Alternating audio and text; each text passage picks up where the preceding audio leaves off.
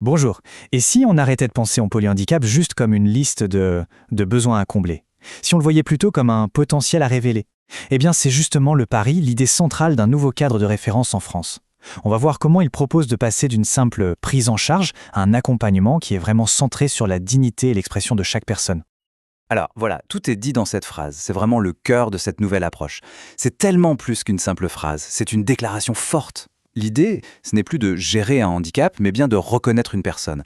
Ça nous force en fait à changer complètement notre regard, à chercher la capacité, la décision, l'action, là où, soyons honnêtes, on ne voyait trop souvent que la dépendance.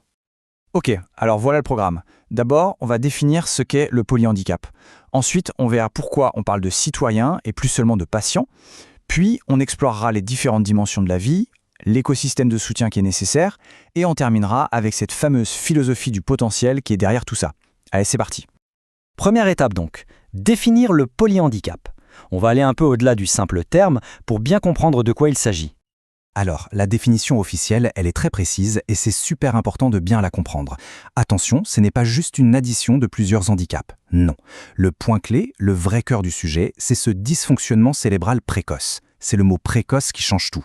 Parce que ça arrive si tôt dans le développement, ça vient perturber absolument tout en profondeur. Ça crée une sorte d'interdépendance très complexe entre les différents troubles et au final, une situation de vulnérabilité extrême.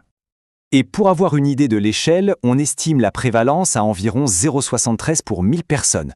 Alors, ça peut sembler peu comme ça, 0,73 pour 1000, mais en réalité, ça représente des milliers de vies, des milliers de personnes, de familles qui ont besoin d'un accompagnement qui soit non seulement très spécialisé, mais surtout profondément humain.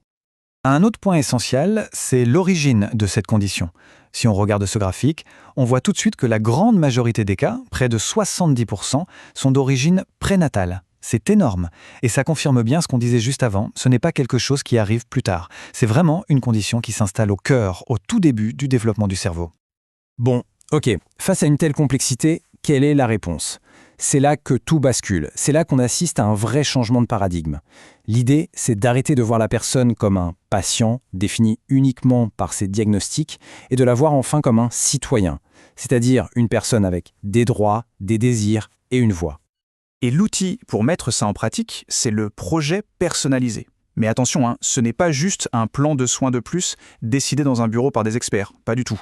C'est un projet de vie qui est co-construit avec la personne. C'est ça la clé.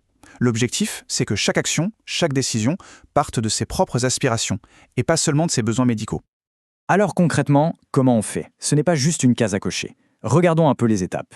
D'abord, il faut identifier, ça veut dire observer, vraiment finement, pour comprendre les préférences, les refus, même les plus subtils. Ensuite, il faut informer la personne de ses droits, mais d'une manière qui soit accessible pour elle. Puis vient le cœur du réacteur. Écouter. Une écoute vraiment active de ses choix, de ses attentes. Et c'est seulement après tout ça qu'on peut co-construire un projet de vie qui ait du sens, un projet qui est un vrai partenariat. Bon, un projet personnalisé sur le papier, c'est super. Mais comment on le rend réel au quotidien?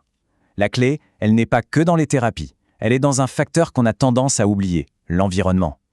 Et cet impact de l'environnement, il est fondamental. C'est simple, regardons la différence.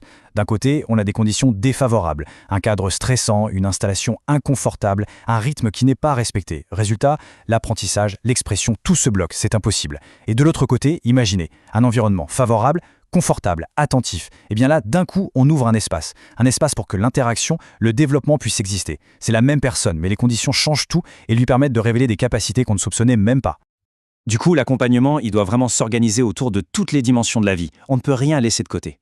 On parle de la communication, de la cognition, de la motricité bien sûr, mais aussi de l'inclusion à l'école et même des gestes les plus simples du quotidien. Chaque petit aspect de la vie devient en fait une opportunité de développement. Évidemment, un tel accompagnement, ce n'est pas le travail d'une seule personne. Loin de là.